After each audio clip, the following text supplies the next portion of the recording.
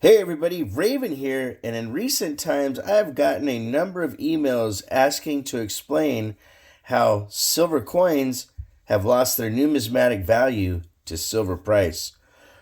At the beginning of this filming today, silver is at $95.20, an all-time high, ladies and gentlemen. And I've gotten a number of emails asking, well, Raven, I don't understand how my coins are now not worth collector value. They're worth more in silver. So let's break this down for you. So right now, at $95.20, you multiply that times 0.715. That's the industry standard for melt on silver coinage in the United States for 90% silver. $1 is worth $68.07. That means a dime is $6.81 because you round up when you do the math. A quarter, 1701, and a half dollar, $34.02, ladies and gentlemen.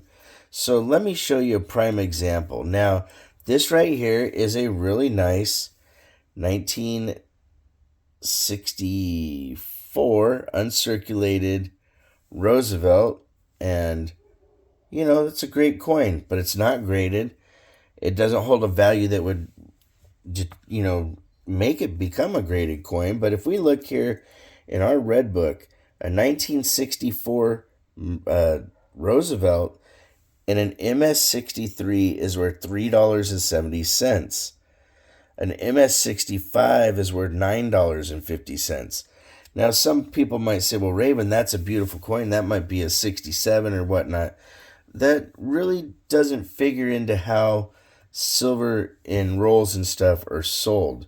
So if we go and move to the next example, this here is a 1961 Denver quarter, uncirculated, really nice coin. But when we look at our book, we go to 61 Denver, and you can see that there was 83 million of these made. Now at fine 12, $9.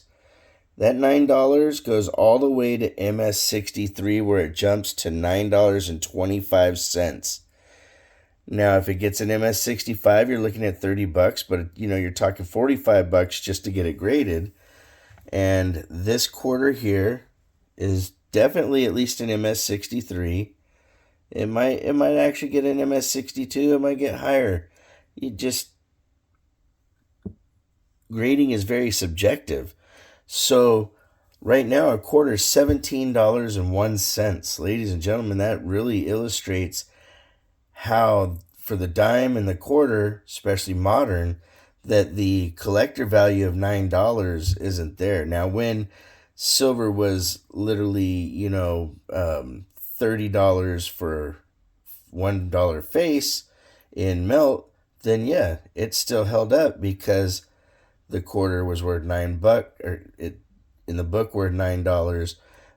But 30 divided by 4 is about 875 off the top of my head, I think. So we're going to show you the next illustration with the Franklin and the Kennedys and show you exactly what we're talking about. This is how these coins now, and I'm using a red book, mind you.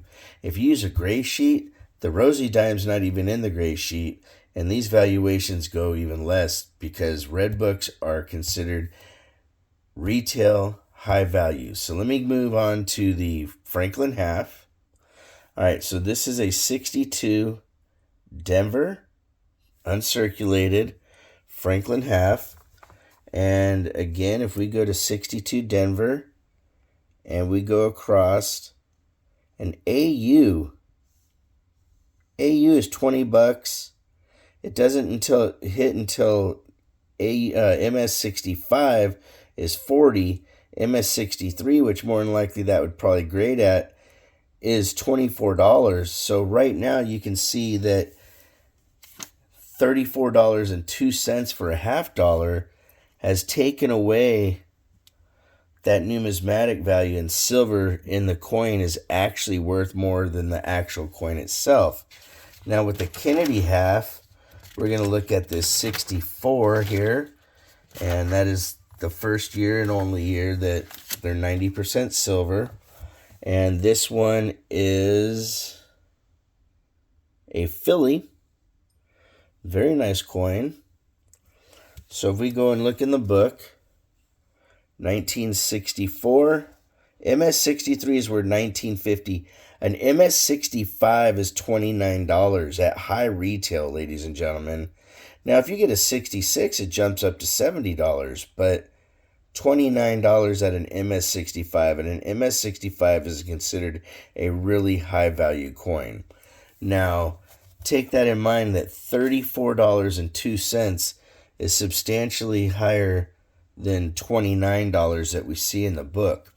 And this is prime examples of why coins such as the dimes, quarters, half dollars don't have value with they do have value, but their collector value is gone. Now, if you take like a coin like this, let's say this is raw.